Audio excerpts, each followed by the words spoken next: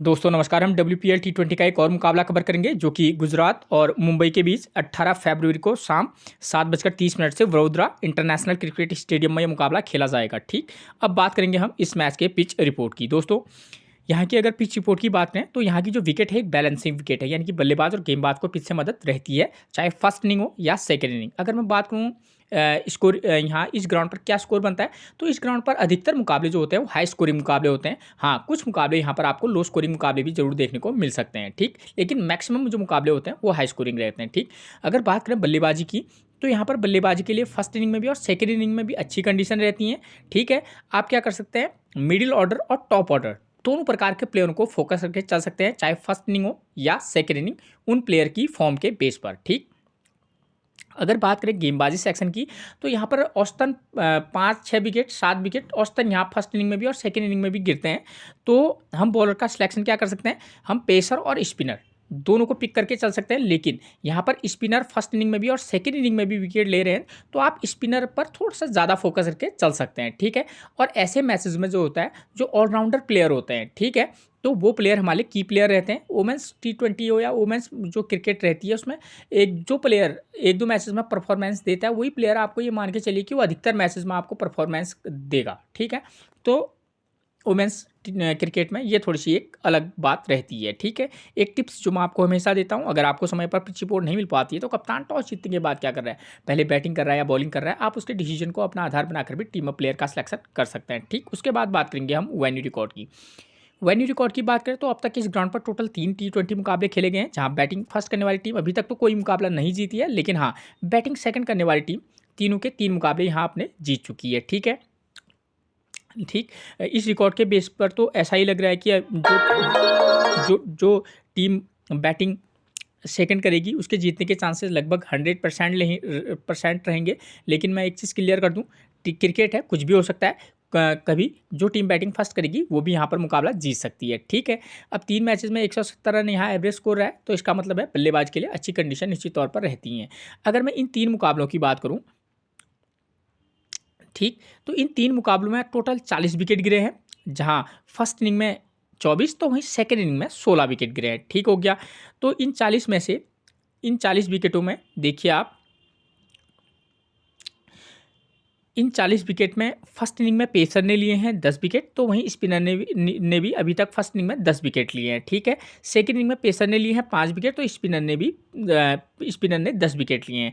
इस रिकॉर्ड्स के देखने से क्लियर हो जाता है कि हमारे फर्स्ट इनिंग में पेसर और स्पिनर इंपॉर्टेंट रोल प्ले करेंगे, और लेकिन सेकेंड इनिंग में आप स्पिनर पर फोकस करके चल सकते हैं। क्रिकेट है, मैं एक चीज़ क्लियर कर दूँ, यहाँ पर आप किसी मैच में स्पिनर को भी मौका देना, तो किसी मैच में आप खासतौर पर सेकेंड इनिंग में आप पेसर और स्पिनर दोनों का अलग अलग कॉम्बिनेशन बना के चलना। किसी मैच में आप स्पिनर को ड्रॉप आउट करके भी चल सकते हैं, अलग अलग टीमों में अलग अलग कॉम्बिनेशन बना के चलना, क्योंकि जो मुंबई के जो टीम है वो खासतौर पर अपने बॉलरों से ऊपर उतना फोकस करके चलती नहीं है, क्योंकि उनकी टीम में ऑलराउंडर प्लेयर अच्छे अच्छे हैं। ठीक है, तो थोड़ा सा इस तरीके से कॉम्बिनेशन बनाना, अभी मैं आपको वेन्यू मैच समझाऊंगा, तो वहाँ पर आपको ये बॉलर का सिलेक्शन किस प्रकार से करना है वो क्लियर हो जाना है। स्कोरिंग पैटर्न, 150 से कम का स्कोर एक बार बना है, 150 to 169 एक बार, वो 90 प्लस का स्कोर एक बार बना है। यानी कि यहाँ पर इस ग्राउंड पर लगभग सभी प्रकार के स्कोर बनते हैं, लेकिन हाँ, मैक्सिमम मैचेस में 160 के अराउंड वाले मुकाबले यहाँ पर आपको ज़्यादातर देखने को मिलेंगे। ठीक है, वेन्यू मैचेस की बात करूँ तो 16 फरवरी को जो मुकाबला खेला गया था यहाँ पर, ठीक है, उत्तर प्रदेश और यूपी और गुजरात के बीच, तो इस वाले मुकाबले में देखिए ये एक लो स्कोरिंग मुकाबला था। ठीक है, ठीक ठाक स्कोरिंग, लो स्कोरिंग के मान सकते हैं इसको आप। तो यूपी ने 143 रन बनाए, विकेट कितने गिरे, 9, और गुजरात ने उसको चेज कर लिया था, ठीक, 4 विकेट के नुकसान पर। एक ही चीज़ को मैं आपको समझा रहा हूँ, उसको ध्यान देना, फिर इसके बेस पर मैं आपको अभी टीम बनाकर भी बताऊंगा। ठीक है, किस प्रकार से हम टीम बनाकर चल सकते हैं। तो ये मुकाबला एक लो स्कोरिंग था, पावर प्ले में 2 विकेट गिर रहे हैं। ठीक है, फर्स्ट इनिंग हो या सेकेंड इनिंग हो, ठीक हो गया, तो ये चीज़ यहाँ पर एक इंपॉर्टेंट फैक्टर है कि भाई लो स्कोरिंग मुकाबला है, पावर प्ले में विकेट गिर रहे हैं। ठीक है, और सेकंड इनिंग में जो टीम बैटिंग कर रही है वो जीत रही है। ठीक हो गया, अब दूसरा वाला मुकाबला जो कि 15 तारीख को खेला गया था यहाँ पर, ठीक है, वो मुकाबला क्या था, एक हाई स्कोरिंग मुकाबला था। ठीक है ना, 170 के अराउंड मान के चल सकते हैं आप। तो यहाँ पर 164 रन मुंबई ने बनाए और विकेट कितने गिरे, 10, और दिल्ली कैपिटल ने उसको भी चेज कर लिया था, विकेट कितने गिरे, 8। यानी कि विकेट मैं इसलिए बता रहा हूँ ताकि आपको ये समझ में आ जाए कि भाई मुझे कितने बॉलर को लेकर चलना है।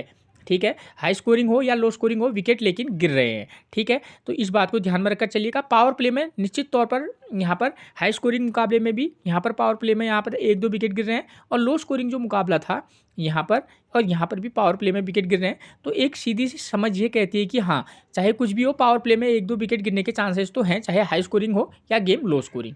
ठीक है, और बॉलर्स की बात करूं तो फर्स्ट वाली लो स्कोरिंग वाले मुकाबले में देखिए आप, पेसर 3 विकेट फर्स्ट इनिंग में ले रहा है और स्पिनर ने 5 विकेट लिए हैं।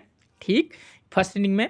ठीक, और सेकेंड इनिंग में पेसर 1 विकेट, स्पिनर 3 विकेट। तो कहीं ना कहीं स्पिनर जो है विकेट ज़्यादा ले रहा है। ठीक है ना, फर्स्ट इनिंग में भी और सेकेंड इनिंग में भी। ठीक है, और लो हाई स्कोरिंग वाले मुकाबले में देखिए, हाई स्कोरिंग वाले मुकाबले में भी क्या हुआ है, पेसर ने 5 विकेट लिया, स्पिनर ने 2 विकेट, पेसर ने 2 विकेट, स्पिनर ने 5 विकेट। ठीक है, तो कहने का मतलब है कभी कभी इस तरीके का भी समीकरण बन जाता है जहाँ पर फर्स्ट इनिंग में पेसर विकेट ले रहा है, सेकेंड इनिंग में नहीं ले रहा है, लेकिन स्पिनर जो है फर्स्ट इनिंग हो या सेकेंड इनिंग हो, दोनों इनिंग में विकेट ले रहा है। तो आप टीम बनाते वक्त इस बात को भी ध्यान में रखकर चलिएगा। तो मैं, क्योंकि इस वाले मुकाबले जो ग्राउंड है यहाँ पर हाई स्कोरिंग मुकाबले ज़्यादा हो रहे हैं, तो मैं इस वाले मैच को आधार मानकर टीम बना रहा हूँ। मैं अभी आपको लो स्कोरिंग के मुकाबले के बेस पर भी टीम बनाकर बताऊंगा। ठीक है, उसका एक ही रीज़न है, देखिए यहाँ पर 164 का स्कोर बना हुआ है। ठीक है, हो सकता है कि इस वाले मैच में 164 ना बने, है ना, 170 बन जाए, हो सकता है कि 150 बने, तो 10-15 रन का अंतर दाएं बाएं रहेगा, और वो आप जानते ही हैं। तो उसके बेस पर ही हम टीम सेट करके चलेंगे। ठीक है, यहाँ पर कंडीशन होंगी दो, या तो गुजरात बैटिंग फर्स्ट करेगी या मुंबई इंडियंस, सॉरी मुंबई की टीम बैटिंग फर्स्ट करेगी। ठीक हो गया, तो हमको पता है भाई, टीम बनाने से पहले हमको पता है ये यहाँ पर बल्लेबाजी के लिए अच्छी कंडीशन है, लेकिन विकेट गिर रहे हैं। ठीक है, और पावर प्ले में तो निश्चित तौर पर 1 से 2 विकेट गिरने के चांसेस रह रहे हैं। ठीक, और लेकिन बल्लेबाजी के लिए अच्छी कंडीशन है, तो अगर हम ये मान के चलते हैं कि अगर गुजरात बैटिंग फर्स्ट करेगी, तब हम किस प्रकार से टीम बनाकर चलेंगे, उसके बाद बताएंगे। हम मुंबई बैटिंग फर्स्ट करेगी तो किस प्रकार से टीम बनाकर चलेंगे। तो गुजरात की तरफ से ओपनर कौन आते हैं, देखिए गुजरात की तरफ से प्लेइंग 11 की बात करूँ गुजरात की, तो नंबर 1 पर आती हैं उनकी तरफ से कौन, लॉरा वोल्बर्ट। फॉर्म की बात करें 22, 6, 65, 4, 61, 35। अप डाउन वाला मामला है, क्योंकि बल्लेबाजी के लिए अच्छी कंडीशन है, क्योंकि हम हाई स्कोरिंग के बेस पर टीम बना रहे हैं, तो वहाँ पर हम ये मान के चलेंगे कि हाँ बल्लेबाजी के लिए अच्छी कंडीशन है। तो उसके बेस पर तो यहाँ पर हम क्या करेंगे, लॉरा वोल्बर्ट की फॉर्म ठीक है, मतलब अप और डाउन वाला मामला है इनका। और इनके साथ ओपनिंग पे कौन आती है, बैथ मूनी, पिछले मैच में 0, उससे पहले 56, 106, 94, 44। विकेट कीपर सेक्शन में मिलेंगी, इंपॉर्टेंट रहेंगी। तो अगर हम इन तीसरे नंबर आती हैं दयालतन हेमलता, तो इनकी करंट की फॉर्म थोड़ी सी डामाडोल है। तो इन तीनों प्लेयरों में से अगर हम देखें तो बैथ मूनी, क्योंकि एक विकेट कीपर बल्लेबाज हैं और करंट की फॉर्म भी अच्छी है इनकी। ठीक है, 1 मैच 2 मैच तो ऊपर नीचे रहते हैं, तो बैथ मूनी एक इंपॉर्टेंट पिक रहेंगी। लॉरा वोल्बर्ट को आप किसी मैच में ट्राई तो किसी में ड्रॉप करके जरूर चलिएगा। हेमलता की बात करूं, क्योंकि बल्लेबाजी के लिए अच्छी कंडीशन है, लेकिन इनकी करंट की फॉर्म बहुत बेकार है। T20 में ठीक ठाक प्लेयर निश्चित तौर पर है। ठीक है, तो किसी में ट्राई करोगे तो कर सकते हो, लेकिन एक रिस्की पिक रहेंगी जरूर। ठीक है, तो इन तीनों में से हमारे लिए बैथ मूनी एक इंपॉर्टेंट पिक रहेंगी। लॉरा वोल्बर्ट और दयालतन हेमलता को आप किसी एक मैच में ड्रॉप और तो किसी मैच में पिक करके चल सकते हैं। ठीक, उसके बाद नंबर 4 पर मिलेंगी हमको एशले गार्डनर। ठीक है, ऑफ स्पिन गेंदबाजी कराती है, साथ में बल्लेबाजी से जबरदस्त प्रदर्शन कर रही है, इंपॉर्टेंट पिक रहेंगी। वाइस कैप्टनसी का एक विकल्प रहेंगी। कैप्टनसी और वाइस कैप्टनसी आप पिच के हिसाब से देख रहे हैं कि भाई हाँ, इस सेकेंड इनिंग में स्पिनर इतना परफॉर्मेंस दे रहा है, फर्स्ट इनिंग में इतना। ठीक है, और बैट्समैन इस नंबर के प्लेयर ज़्यादा स्कोर कर रहे हैं मिडिल ऑर्डर के, तो उस बेस पर आप इनको वाइस कैप्टनसी दे सकते हैं। हरलीन देओल एक इंपॉर्टेंट पिक रह सकती हैं, फॉर्म ठीक है इनकी। ठीक है, उसके बाद डेंड्रा डॉटिन, टोटली मिला के डेंड्रा डॉटिन इनकी तरफ से, गुजरात की तरफ से Ashleigh Gardner, Harleen Deol, Deandra Dottin, ये 3 प्लेयर की प्लेयर रहेंगे। Deandra Dottin right arm medium fast के साथ साथ बल्लेबाजी भी जबरदस्त करती हैं। ठीक है ना, तो ये 3 प्लेयर पर आप विशेष फोकस करके चलना। किसी मैच में इन तीनों में से 2 को पिक करना, ठीक है, 1 को ड्रॉप करके चलना, और ऊपर के जो टॉप 3 के प्लेयर हैं इनके, और इनमें से आप क्या करना, किसी मैच में 2 को ड्रॉप करना, 1 को पिक करके चलना। ठीक है, और किसी मैच में अलग रोटेट करके चलिएगा। ठीक हो गया, उसके बाद नंबर 7 पर अब तो बॉलर आ जाते हैं। तो देखिए, अब हम इस वाले मैच के बेस पर टीम बना रहे हैं, तो हमको पता है भाई सेकंड इनिंग में पेसर 2 विकेट, स्पिनर को ज़्यादा विकेट मिल रहे हैं। तो अब गुजरात की तरफ का बॉलिंग प्रदर्शन देखते हैं। तो इनकी तरफ से नंबर 8 पर मिलती है कौन, Tanuja Kanwar, left arm Orthodox हैं, करंट की फॉर्म उतनी कोई खास है नहीं। ठीक है, शाली सदगरे की बात करें तो 0, 1, 1, 1, 1 ये इनका फॉर्म चल रहा है। ठीक, और उसके बाद नंबर 10 पर मिलती है प्रिया मिश्रा, करंट की फॉर्म अच्छी है, ठीक है। तो अगर मैं इन तीनों बॉलरों की बात करूँ, क्योंकि सेकेंड इनिंग में स्पिनर को पीछे मदद है, ठीक है, तो अगर इन तीनों प्लेयरों की फॉर्म की बात करूँ तो प्रिया मिश्रा एक इंपॉर्टेंट पिक रहेंगी। लेकिन अब ये बॉलर तो ठीक हो गया, ये तीनों की फॉर्म में से प्रिया मिश्रा की फॉर्म अच्छी है, ठीक है, इनको पिक करके चलेंगे। लेकिन यहाँ पर हमारे पास बॉलर के ऑप्शन दो और भी हैं, कौन, एस्ले गार्डनर और साथ में डेंडा डॉटिन। तो दो बॉलर ये रहेंगे हमारे पास, ठीक। उसके बाद यहाँ पर हमारे पास प्रिया मिश्रा तीसरा स्पिनर रहेंगी, ठीक है, एक बॉलर रहेंगी। और Kashvi Gautam right arm medium fast हैं। आप चाहे तो एक राइट आर्म मीडियम फास्ट को पिक करके भी चल सकते हैं, वरना आप तनुजा कंवर के साथ भी जा सकते हैं। अगर आप किसी मैच में पेसर के साथ जाना, किसी मैच में स्पिनर के साथ, ठीक है। लेकिन मेरा ये सजेशन रहेगा कि आप किस इनिंग में गेंदबाजी कर रही हैं उसके बेस पर ही इनका सिलेक्शन करना है, क्योंकि सेकंड इनिंग में बल्लेबाजी के लिए अच्छी कंडीशन है। तो वहाँ पर जिस बॉलर की फॉर्म खराब है, मैं ये नहीं कह रहा कि वो विकेट नहीं लेगा, लेकिन हाँ थोड़ा सा, क्योंकि सेकंड इनिंग में बल्लेबाजी के लिए अच्छी कंडीशन है, तो थोड़ा सा एक रिस्क रहेगा कि हम किसी जिसकी फॉर्म अच्छी नहीं है उस बॉलर को पिक कर रहे हैं। तो इस बात का ध्यान रखिएगा, ठीक है, क्योंकि बॉलर कोई भी विकेट ले सकता है। जैसे तनुजा कंवर है, अच्छी बॉलर है, लेकिन बस इनकी फॉर्म खराब है, ठीक हो गया, ये चीज़ आपकी क्लियर होगी, ठीक हो गया। अब दूसरी कंडीशन आती है, अगर मुंबई बैटिंग फर्स्ट करेगी तब हम किस प्रकार से टीम बनाकर चलेंगे। हमको पता है भाई पावर प्ले में 2 विकेट गिरे हैं, लेकिन बल्लेबाजी के लिए ठीक ठाक अच्छी कंडीशन है। मिडिल ऑर्डर का प्लेयर पर फोकस करके चल सकते हैं, अगर प्लेयर अच्छा है तो टॉप ऑर्डर के प्लेयर को भी फोकस करके चल सकते हैं। तो मुंबई की तरफ से ओपनर कौन आते हैं, देखिए उनकी तरफ से ओपनर आती हैं कौन, यस्तिका भाटिया, करंट की फॉर्म ठीक ठाक सी है, ठीक है। और साथ में आती हैं हाइली मैथ्यूज़, करंट की फॉर्म देखिए 0 run 2 wicket, 27 run 2 wicket, 60 run 1 wicket और 22 रन 1 विकेट। एक इंपॉर्टेंट पिक हमेशा से रहती हैं, ठीक है। और उसके बाद नंबर 3 पर आती हैं नेट सैवियर ब्रंट, करंट की फॉर्म लाजवाब है, ठीक है। तो और गेंदबाजी का विकल्प बनती हैं। तो अगर इन तीनों प्लेयरों की फॉर्म की बात करूँ तो 2 प्लेयर हाइली मैथ्यूज़ और नेट सैवियर ब्रंट, ये दोनों की फॉर्म ज़बरदस्त है, ठीक है। लेकिन क्रिकेट है, कभी भी कुछ भी हो सकता है, ठीक। यस्तिका भाटिया करंट की फॉर्म भले ही बेकार हो, लेकिन हाँ एक अच्छी प्लेयर रहती ज़रूर है, ठीक है। तो इन तीनों में से आप 2 के साथ तो निश्चित तौर पर 1-2 मैचेस मत जाइएगा, किसी मैच में इन तीनों में से 2 को ड्रॉप करके भी चल सकते हैं, जो थोड़ा सा रिस्की हो सकता है, ठीक है। उसके बाद नंबर 4 पर आती हैं कौन, हरमनप्रीत कौर, करंट की फॉर्म इनकी भी लाजवाब है, ठीक है। एक इंपॉर्टेंट पिक बनेंगी हरमनप्रीत कौर, अमिलिया कर एक फिर दूसरा ऑप्शन रहती हैं, लेग स्पिन और साथ में गेंदबाजी बल्लेबाजी भी अच्छी करती हैं।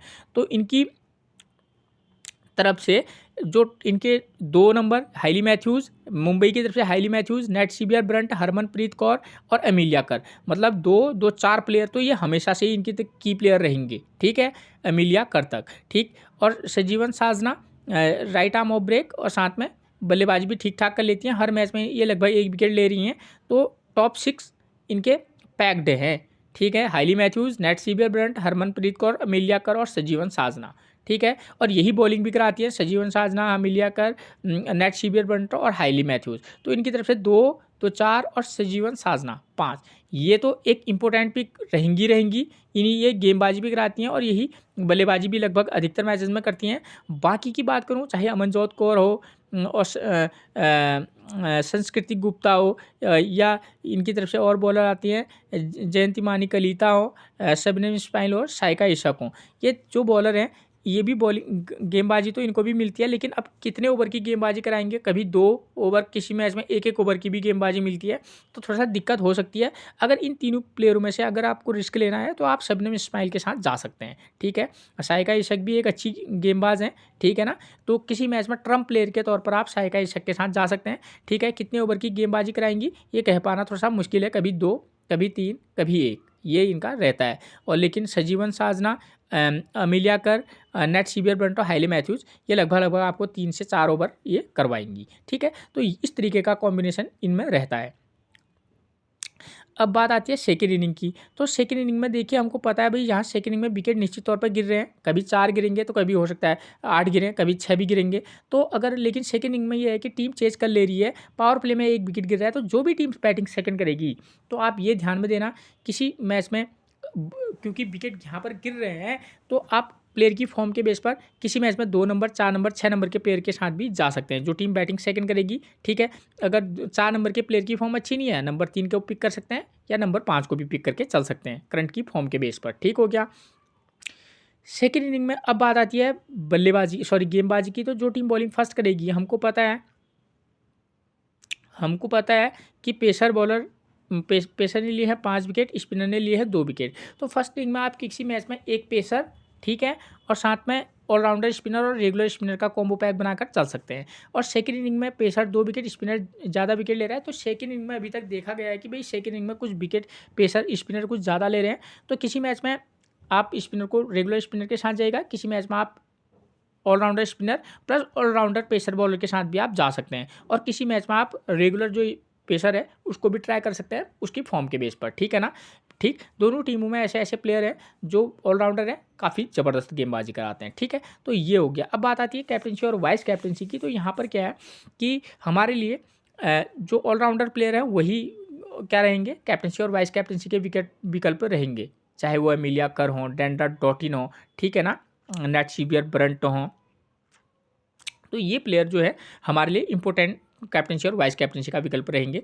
अब बात आती है लो स्कोरिंग वाले मुकाबले के बेस पर, अगर क्योंकि लो स्कोरिंग भी मुकाबला हो सकता है, तो उसके बेस पर हम क्या करेंगे, जो टीम, क्योंकि हमको पता है भी बैटिंग फर्स्ट करने वाली टीम के विकेट कुछ ज़्यादा ही गिर रहे हैं, तो सेकंड पावर प्ले में 2 विकेट गिर रहे हैं, तो हम क्या करेंगे, जो टीम बैटिंग फर्स्ट करेगी उसके करंट की फॉर्म, यहाँ पर आपको प्लेयर को ध्यान में रखकर भी उसके बैटिंग फॉर्म उसको देखकर आप यहाँ पर 1, 2, 3 में से किसी एक मैच में ये करना है, 1, 2 टॉप 3 में से केवल एक प्लेयर को पिक करना, और उसके बाद 5 और 6 नंबर के प्लेयरों को पर विशेष फोकस करके चलना। टॉप 1, 2, 3 में से एक प्लेयर, उसके बाद 4, 5, 6 में से आप क्या कर सकते हैं, 4 नंबर और 6 नंबर के साथ भी जा सकते हैं, या 5 और 6 के साथ भी जा सकते हैं, ठीक है।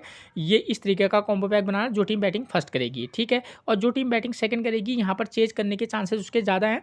तो अगर फॉर्म अच्छी है तो दोनों 1, 2, 3 में से अगर 2 प्लेयर की फॉर्म अच्छी है तो 1 नंबर, 3 नंबर या 1 या 2 नंबर के साथ भी आप टीम में पिक करके प्लेयर को जा सकते हैं, ऐसी कोई बात नहीं है, ठीक है।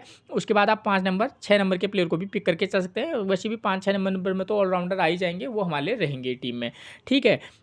उसके बाद आती है बॉलिंग की बात। तो फर्स्ट इनिंग में pacer 3 wicket, spinner 5 wicket, second inning में पेसर 1 विकेट, स्पिनर 3 विकेट। तो यहाँ पर सीधी सीधी बात यह है कि सेकंड इनिंग में टीम चेज कर ले रही है, तो यहाँ पर बॉलरों का सिलेक्शन थोड़ा सा ध्यानपूर्वक कीजिएगा कि हाँ भाई सेकंड इनिंग में चेज करने के चांसेस ज़्यादा है। किसी मैच में हो सकता है कि ज़्यादा विकेट गिरे, तो उस समय आप कर लेना कि भाई 1 से 2 बॉलर को, रेगुलर बॉलर को के साथ चले जाना, वरना आप ऑलराउंडर प्लेयर से भी सेकंड इनिंग में काम चला सकते हैं, ठीक है। और फर्स्ट इनिंग बॉलिंग में बात करें तो यहाँ पर एक पेसर और स्पिनर को तो विशेष फोकस करके फर्स्ट इनिंग में या सेकंड इनिंग में आपको टारगेट करके चलना ही पड़ेगा, ठीक है। अब कैप्टनसी और वाइस कैप्टनसी के विकल्प की बात करूँ तो एक बार फिर से आप ऑलराउंडर प्लेयर के साथ जाएंगे तो हमारे वो बेटर रहेगा, ठीक है। अब सीधे मैं प्लेइंग 11 समझा देता हूँ, जहाँ पर आपको सारा कुछ पता चल जाएगा। गुजरात की बात करूँ तो गुजरात की तरफ से नंबर 1 पर आपको मिलेंगे लॉरा वॉलवर्ट। करंट की फॉर्म ठीक ठाक सी है, कंडीशन के बेस पर ही आप इनको पिक और ड्रॉप करना, आपकी आप हाई स्कोरिंग के बेस पर बना रहे हैं टीम या लो स्कोरिंग। बेथ मुनी एक इंपॉर्टेंट पिक बन सकती हैं, ठीक है, क्योंकि विकेट कीपर बल्लेबाज है।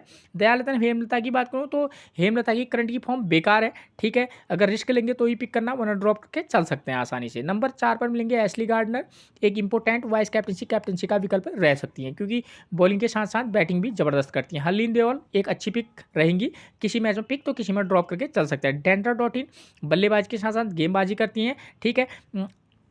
अकॉर्डिंग टू सिचुएशन आप इनको भी किसी मैच में रेस्ट देकर चल सकते हैं, ठीक है, वरना एक इंपॉर्टेंट पिक रहेंगी। और जो लो स्कोरिंग वाला मुकाबला है उन वाले मुकाबले में ध्यान देना कि जो नीचे के प्लेयर हैं वो हमारे की प्लेयर रहेंगे, ठीक। उसके बाद नंबर 7 पर मिलेंगी सिमरन सईक, राइट हैंड बल्लेबाज हैं। अब कितना बैटिंग मिलेगा ये कहना मुश्किल है। तनुजा कंवर की करंट की फॉर्म थोड़ा सा बेकार चल रही है, अभी तक इन्होंने खाता नहीं खोला है विकेट्स का अपना, ठीक है, करंट में, तो थोड़ा सा इनको दिक्कत हो सकती है। शाली सदगरी की बात करूँ, राइट आर्म मीडियम फास्ट हैं, अकॉर्डिंग टू सिचुएशन एक रिस्की पिक निश्चित तौर पर एक की प्लेयर का काम शाली कर सकती हैं, ठीक है। उसके बाद प्रिया मिश्रा एक बहुत अच्छा विकल्प बन सकती हैं हमारे टीम में पिक के लिए। काशवी गौतम, ये जो अचानक जो नए प्लेयर आते हैं ये प्लेयर कभी अपने प्रदर्शन से हमको चौंका देते हैं, तो जब टीम बनाएंगे ज़्यादा टीम में तो इनको आप पिक और ड्रॉप दोनों कीजिएगा।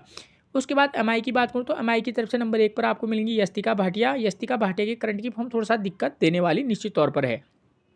हाई स्कोरिंग मुकाबले के बेस पर अगर आप टीम बना रहे होंगे जहाँ पर आपको लगे कि भाई हाँ यहाँ पर बैट्समैन इंपॉर्टेंट रहेंगे, तो वहाँ पर आप इनको पिक करके किसी मैच में, एक मैच में ट्राई कर सकते हैं बस। उसके बाद इनकी तरफ से, मुंबई की तरफ से highly Mathews, net Sciver burnt और हरमनप्रीत कौर, ये 3 इंपॉर्टेंट रहेंगे। लो स्कोरिंग वाले मुकाबले में ध्यान दीजिएगा, आप हाइली मैथ्यूज और नेट सीबियर बरंट में से एक को ड्रॉप करने का रिस्क ले सकते हैं, no doubt. Harmanpreet Kaur important pick रहेंगी। हाइली मैथ्यूज और Nat Sciver Brunt high scoring वाले मुकाबले में वाइस कैप्टनसी का विकल्प तो बनेंगी, लो स्कोरिंग वाले मुकाबले में भी आप इनको ट्राई करके चल सकते हैं, और लो स्कोरिंग वाले मुकाबले में दोनों के 2 में से एक तो फ्लॉप होगा। उसके बाद नंबर 4 पर हरमनप्रीत कौर का तो बता दिया। उसके बाद नंबर 5 पर मिलेंगी कौन, एमिलिया कर। एमिलिया कर भी एक इंपॉर्टेंट वाइस कैप्टनसी का विकल्प बन सकती हैं। सजीवन साजना, लो स्कोरिंग वाले मुकाबले में इस प्लेयर पर विशेष फोकस करके जरूर चलिएगा। उसके बाद नंबर 7 पर मिलेंगी Amanjot Kaur, right arm medium गेंदबाजी कराती हैं, ठीक है, कभी मिलती है गेंदबाजी, कभी नहीं मिलती है। संस्कृति गुप्ता लेफ्ट हैंड बैट्समैन है, पिछले मैच में 2 रन बनाए। उसके बाद जयंती मानिक कलिता और शबनम इस्माइल के साथ साइका इशक। तो मुंबई के जो बॉलर हैं इनको उतनी बॉलिंग करने को मिलती नहीं है, ठीक है, तो आप किसी मैच में शबनम इस्माइल के साथ ट्राई करके इनको चल सकते हैं अकॉर्डिंग टू सिचुएशन की, भाई फर्स्ट इनिंग में गेंदबाजी करा रही हैं, सेकेंड इनिंग में करवा रही हैं, ठीक है, उसके अकॉर्डिंग फर्स्ट इनिंग में तो ट्राई कर सकते हैं, लेकिन सेकेंड इनिंग में चाहें तो आप इन दोनों में से किसी एक प्लेयर को ही ड्रॉप पिक करके चल सकते हैं, वरना ड्रॉप करके भी चल सकते हैं, ठीक है। ये थी मैच से रिलेटेड वो जानकारी जिसके बेस पर आप एक बेहतरीन टीम बनाकर चल सकते हैं। फिर मिलेंगे आपसे एक और प्रेडिक्शन के साथ, तब तक के लिए आप सभी को मेरा प्रणाम दोस्तों।